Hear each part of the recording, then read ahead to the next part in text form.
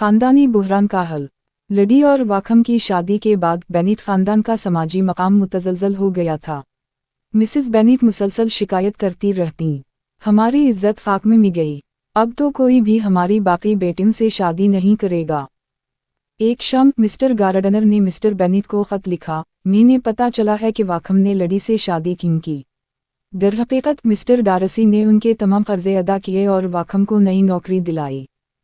Elizabeth ने यह सुनकर हैरत से अपने चचा की तरफ देखा। मिस्टर डारसी ने, जी हाँ बेटी, वाकम ने मुझे बताया कि डारसी ने उनकी शादी के तमाम इंतजामात किए हैं।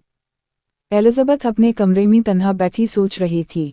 उसे अब समझ आ रही थी कि डारसी ने उसके ख़ानदान की मदद क्यों की थी।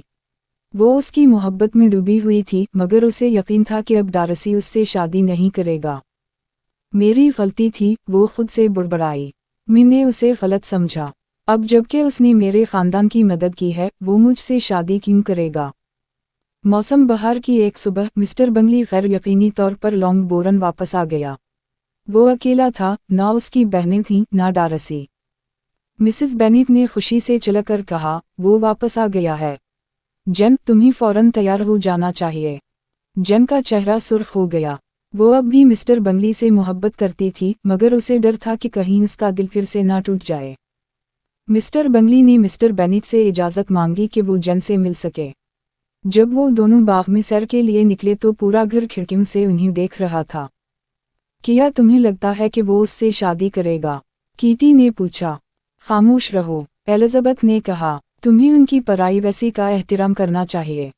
शाम तक पूरे गांव में खबर फैल गई कि मिस्टर बंगली ने जन से शादी का प्रपोजल कर दिया है। जब जन ने खुशखबरी सुनाई तो पूरा घर खुशी से झूम उठा। मिसेस बेनिट रो पड़ी, मेरी सबसे बड़ी बेटी की शादी, और एक अमीर आदमी से, मेरी दुआएं कबूल हो गईं।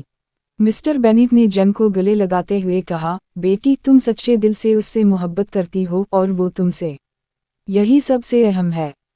एक दिन लेडी कैथरीन डी बर्ग की शाही सवारी बेनिट के घर के सामने आकर रुकी। वो गुस्से से भरी हुई थी।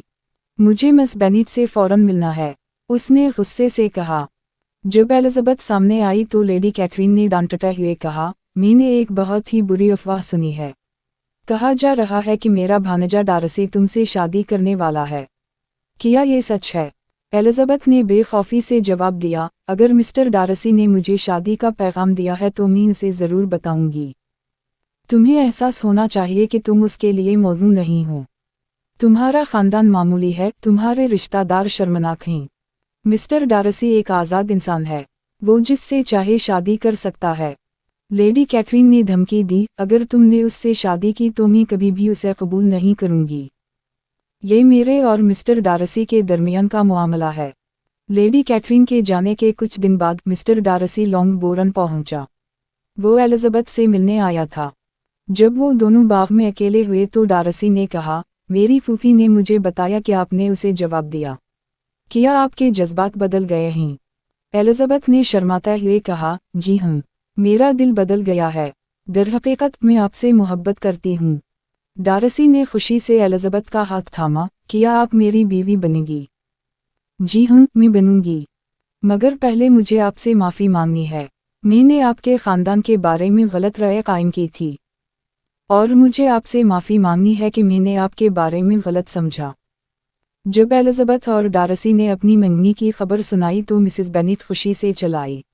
मिस्टर डारसी, 10,000 पाउंड सालाना। ए मेरे प्यारे एलिज़ाबेथ, मिस्टर बेनिट ने एलिज़ाबेथ से अलग में बात की, बेटी, क्या तुम सच्चे दिल से उससे मोहब्बत करती हो? क्या तुम खुश रहोगी? जी बाबा, मैं उससे सच्ची मोहब्बत करती हूँ। तब ठीक है, तुम्हारी खुशी ही मेरी खुशी है। जन और मिस्टर बंगली, एलिज़ाबेथ और मिस्टर डारसी, दोनों जोड़ों की शादी एक ही दिन हुई। जन और बंगली नेसरफील्ड में रहने लगे, जबकि एलिज़ाबेथ और डारसी लंबूरन चले गए। एलिज़ाबेथ ने डारसी की छोटी बहन जॉर्जियाना के साथ गहरी दोस्ती कायम की। वो उसे ज़्यादा खुद एतमाद बनने में मदद करती थी। डारसी ने भी बदल गया था। वो पहले से कहीं ज़्यादा मेहरबान और मिलनसार हो गया था। वो एलिज़ाबेथ के ख़ानदान के साथ अच्छा बर्ताव करता था। एक दिन लेडी कैथरीन डी बर्ग ने गैर मुतवक्के तौर पर लंबूरन का दौरा किया। वो डारसी से सुलह करना चाहती थी। मैं तुम्हारी बीवी को कबूल करती हूँ, उसने कहा। वो तुम्हारे लिए अच्छी है। एलिजाबेथ और डारसी की शादी मोहब्बत और बाहमी एहतराम पर कायम थी। वो एक दूसरे की कमियों को समझते थे और एक दूसरे को बेहतर बनने में मदद करते थे।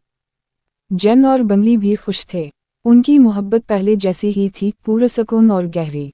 नावल का इख्तिताम इस हकीकत पर होता है कि गुरूर और तअस्सुब दोनों ही मोहब्बत की राह में रुकावट बन सकते हैं। सच्ची मोहब्बत के लिए ज़रूरी है कि इंसान दूसरे को समझे, उसके नुक्स को कबूल करे और उसे बदलने की कोशिश करे।